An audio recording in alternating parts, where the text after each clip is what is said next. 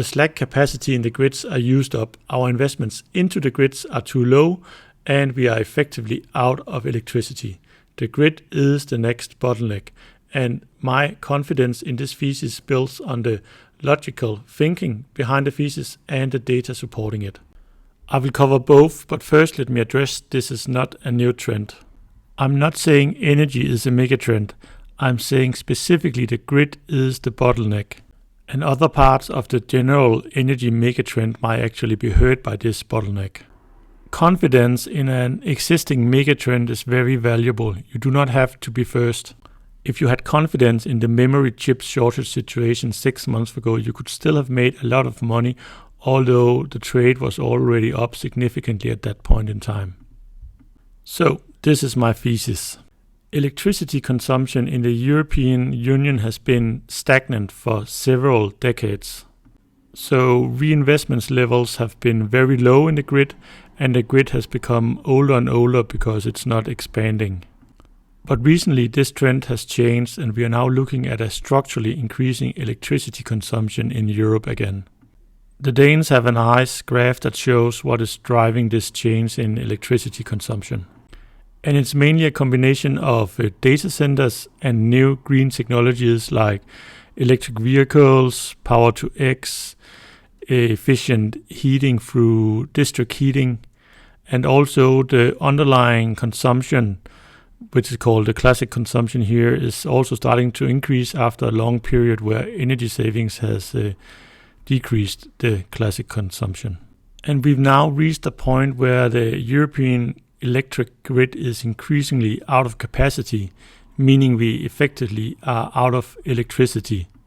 And electricity is not nice to have, it's need to have. So we are at an inflection point where we really have to step up the investments in the electric grid to meet demand.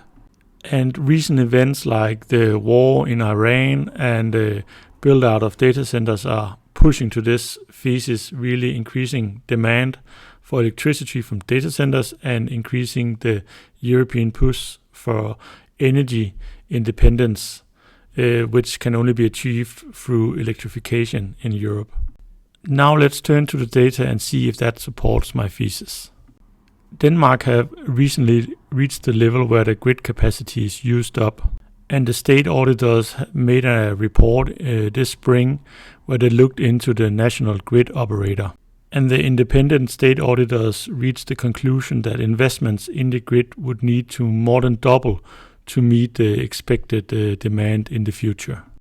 And the national grid operators have paused new grid connections while they looked at the situation. And unfortunately, their conclusion was that they were surprised on the negative side, meaning there were even less capacity and even less options of improving the capacity in the grid than they expected and hoped. Sweden also have good data on the national grid, and they also expect investments to more than double in the coming years. And it's worth pointing out that 45% of those investments are just to replace the old equipment in the aging grid. So it's not just the expansion of capacity, but also the replacement of the aging grid. And we see a similar picture in the UK. This is data from a listed company, so they are not quite as independent as our other sources, but the picture is the same, and we see it consistently across most European countries.